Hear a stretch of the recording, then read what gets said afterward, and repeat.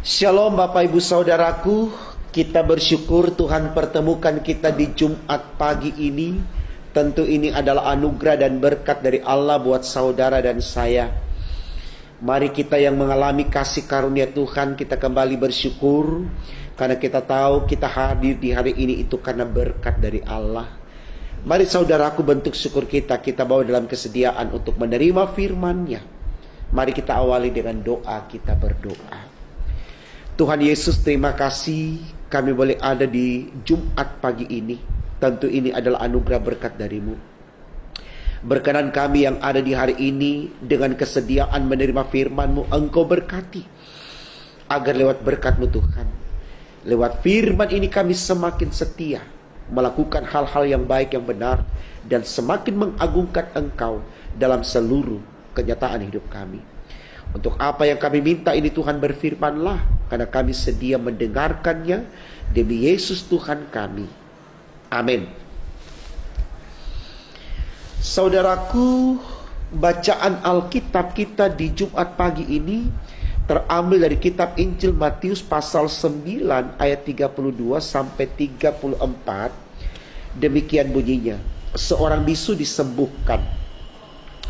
Sedang kedua orang buta itu keluar, dibawalah kepada Yesus seorang bisu yang kerasukan setan. Dan setelah setan itu diusir, dapatlah orang bisu itu berkata-kata. Maka heranlah orang banyak, katanya, yang demikian belum pernah dilihat orang di Israel.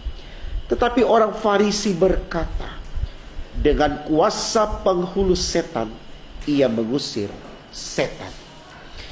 Saudaraku, tema renungan kita di Jumat pagi ini dituliskan demikian dalam Sabda Bina Umat, pemimpin berjiwa Farisi. Pemimpin berjiwa Farisi.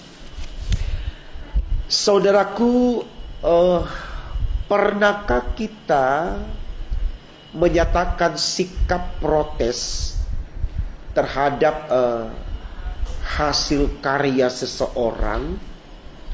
Artinya, pernahkah kita tidak merespon secara objektif, secara jujur, mengakui kelebihan orang di dalam dia mengkaryakan dirinya di kehidupan bersama dengan kita, ya?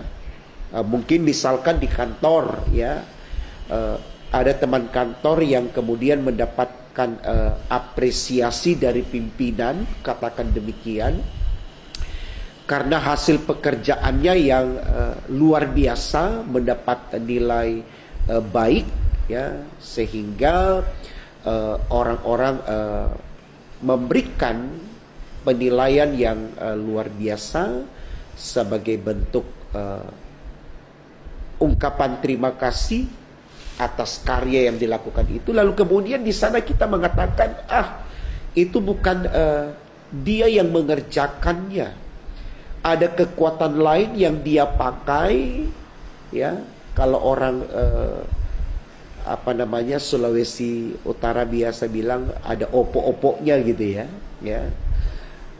Dia punya opo-opo, dia punya setan, dia punya dukun, dia punya jin, dia punya kekuatan gaib, sehingga dia bisa melakukan itu gitu loh. Jadi, ya, kata kasarnya sekali lagi, kita tidak merespon, kita tidak mengapresiasi, kita tidak memberikan penilaian yang care terhadap teman kerja kita itu, ya.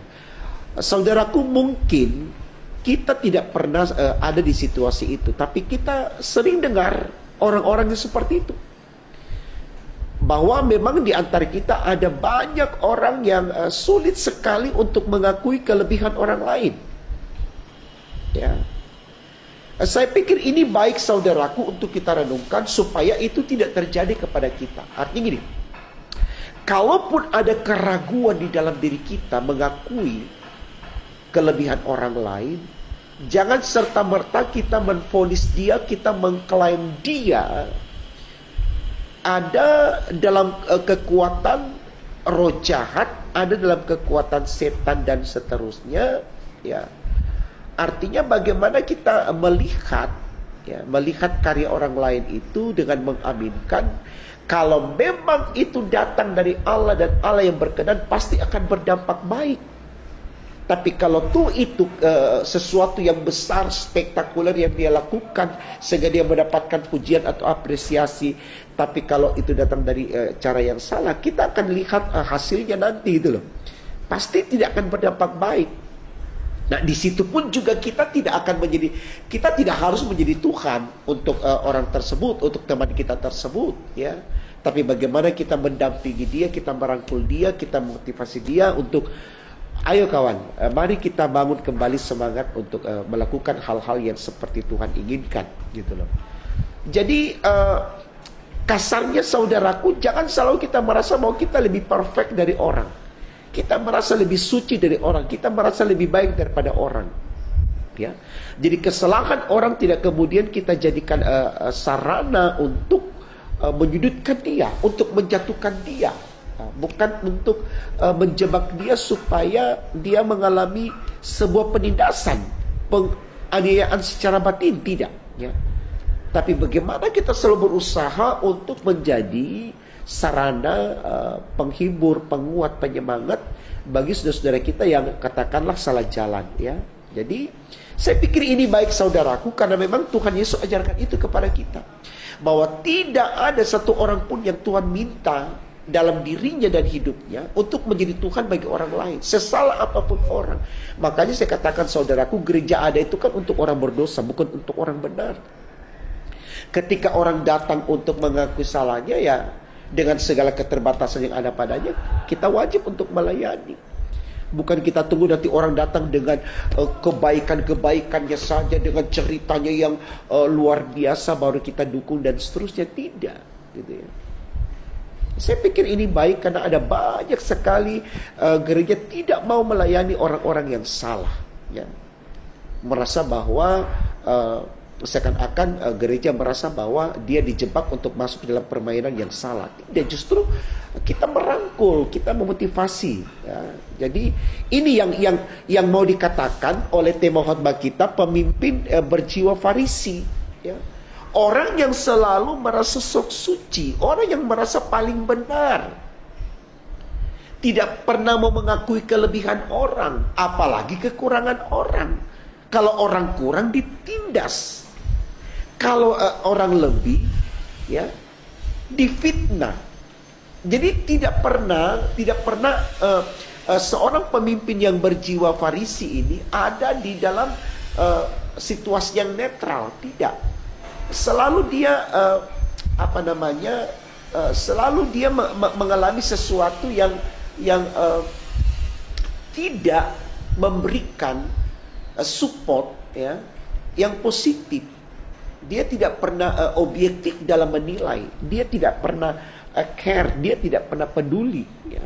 Dia merasa dia saja yang paling benar, dia saja yang bisa, dan seterusnya, ya.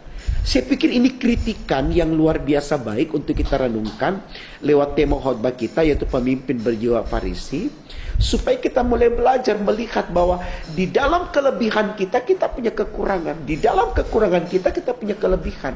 Nah, ketika kita lebih, kita berikan kepada orang lain. Ketika kita kurang, kita cari orang lain untuk mengisi kekurangan kita. Nah, ketika semua orang saling mengisi di tengah kelebihan dan kekurangannya, itulah kekuatan. Itulah kekuatan. Ini yang mau disampaikan kepada saya dan saudara, yang biasa kita bangun dengan istilah sinergi, kolaborasi, ya.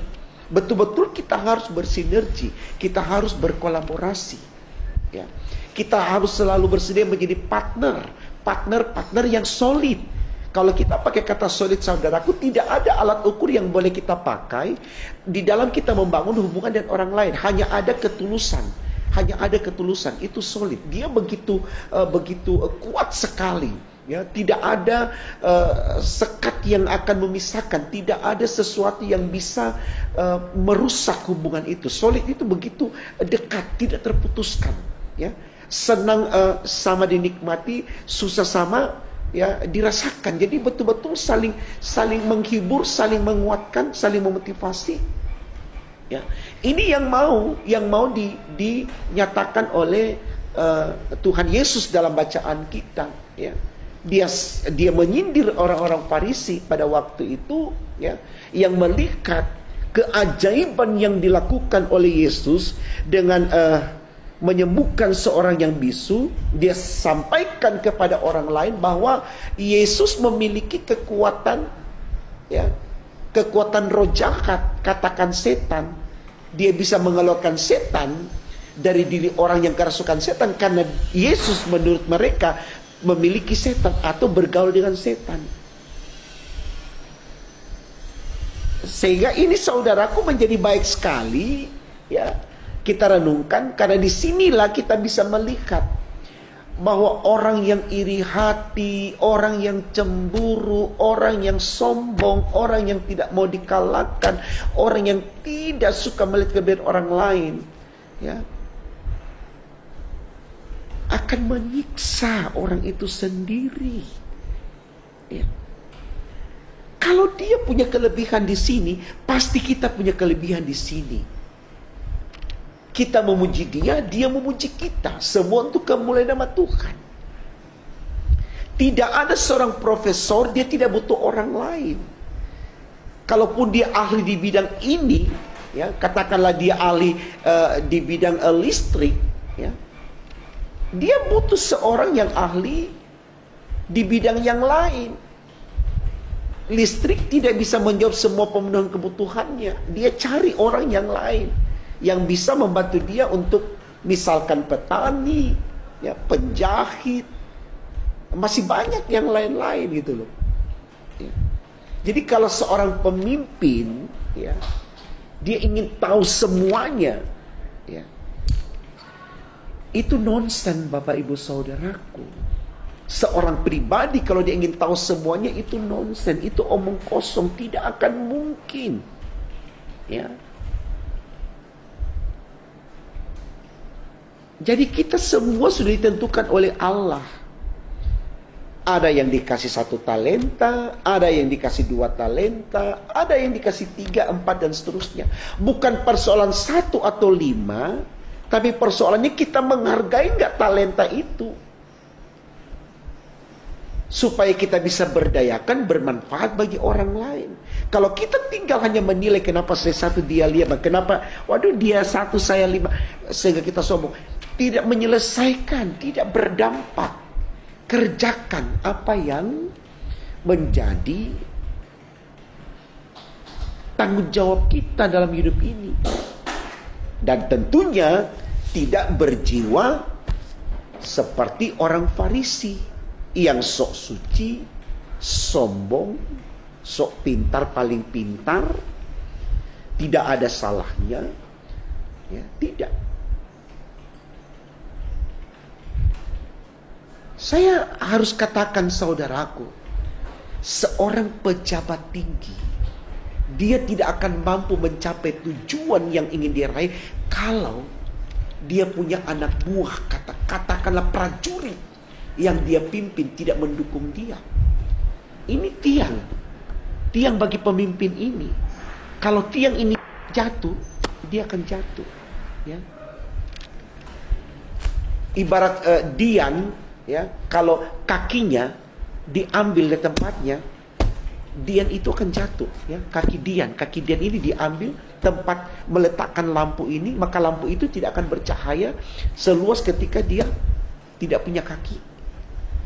Jadi kita membutuhkan spirit, kita membutuhkan kekuatan dari sesama kita. Saling menghargailah. Berani mengakui kelebihan orang lain sesuai bidang yang dia miliki. Kalau dia bisa menyembuhkan karena dia dokter, ya iya. Jangan kita hujat. Ketika dia mampu mengajar dengan baik karena dia guru, akui gitu loh. Jangan kita plesetin, jangan kita bawa ke dalam pikiran-pikirannya. Seakan-akan kita yang lebih tahu gitu loh. Tuhan sangat membenci saudaraku, orang-orang yang memiliki sifat cemburu, iri, dengki, ya, Ya, orang Farisi berkata begitu karena dia cemburu dengan Yesus. Orang sudah mulai mengagungkan Yesus. Wow, kami belum pernah lihat, dikatakan dalam ayatnya yang ke-32 tadi. Kami belum pernah lihat perkara sebesar ini. Lalu ditepis dengan orang Farisi. Oh iya, dia bisa lakukan, keluarkan setan dari orang di situ karena dia bergaul dengan setan. Ada kuasa setan di dalam dirinya. Bayangkan saudaraku. Ya. Pernahkah Yesus berkata dia setan? Tidak, dia anak Allah, dia Allah. Dia yang memiliki hidup. Nah, ini kan interpretasi orang Farisi yang menurut ukuran dia merasa pendapatnya paling benar. Jangan saudaraku, jangan. Ya, jadi tema kita ini sangat menyentil kehidupan kita. Ya, pemimpin berjiwa Farisi. Jangan. Ya. Harusnya ditambah sini. Jangan menjadi pemimpin berjiwa Farisi karena Tuhan tidak suka. Tuhan tidak suka. Karena setiap keberhasilan yang orang lakukan itu berkat dari Allah untuk orang itu. Dan tentunya untuk orang lain. Karena apa yang dihasilkan orang itu tidak hanya untuk dia, tapi juga untuk orang lain. Ketika dia berhasil di bidang ini, orang lain merasakan keberhasilan itu juga. Gitu loh. Jadi salahnya di mana? Sekali lagi, mari kita belajar melihat keberhasilan orang dalam sebuah kerelaan untuk mengakui dia diberkati. Sehingga dengan perkataan itu kita juga memacu diri kita diberkati. Mungkin tidak dengan cara yang sama seperti dia, tapi pasti kita punya sesuatu yang bisa juga berharga untuk orang lain dan tentunya untuk kemuliaan nama Tuhan. Jangan pesimis. Kalaupun satu talenta Bapak Ibu Saudara, karyakan yang satu itu. Jangan tunggu dapat 5. Ya. Tuhan bilang bagaimana saya bisa berikan perkara besar untuk perkara kecil saja engkau tidak bisa kerjakan. Kita sudah pikirkan yang punya yang besar. Sementara di depan mata kita tidak fokus kerjakan. Mari saudaraku, di penghujung tahun 2020 ini betul-betul kita berkomitmen. Di sisa waktu yang ada untuk memasuki 2021, saya kembali semangati diriku, melahirkan karya-karya untuk mempermuliakan nama Tuhan dengan apa yang Tuhan berikan kepadaku. Maka ketika kita ada di masa-masa Natal dan Tahun Baru, betul-betul kita menjadi orang yang mempermuliakan nama Tuhan. Selamat berjuang untuk saudaraku. Hindari memiliki sifat pemimpin seperti seorang Farisi. Karena kita adalah laskar-laskar Kristus yang terus berkarya dengan mengandalkan Tuhan di dalam kehidupan kita. Tuhan memberkati firman-Nya. Amin. Mari kita berdoa. Tuhan Yesus, terima kasih untuk semua kebaikan-Mu. Berkenan Kau berkati kami Tuhan hari ini dengan apa yang ada pada kami. Agar dengan berkat-Mu kami terus mampu melihat segala sesuatu yang ada pada kami, bahkan ada pada orang lain dengan iman, sehingga kami tidak selalu menjadi Tuhan untuk orang lain, dan kami tidak selalu berusaha untuk mengklaim orang lain menurut ukuran kami, tapi benar-benar kami mengimani apapun itu, kami aminkan ketika Tuhan berkenan, maka itu menjadi berkat, dan kami tahu apa yang menjadi berkat bagi kami akan mendatangkan kebaikan bagi manusia dan tentunya menghadirkan kemuliaan bagi nama-Mu. Terima kasih Tuhan untuk semua kebaikan-Mu Tuhan. Kami siap melangkah hari ini dalam keyakinan Tuhan bersama dengan kami. Dengarkan doa kami dalam nama Tuhan Yesus. Kami sudah berdoa dan mengucap syukur kepada Bapa di sorga. Haleluya, puji Tuhan. Amin.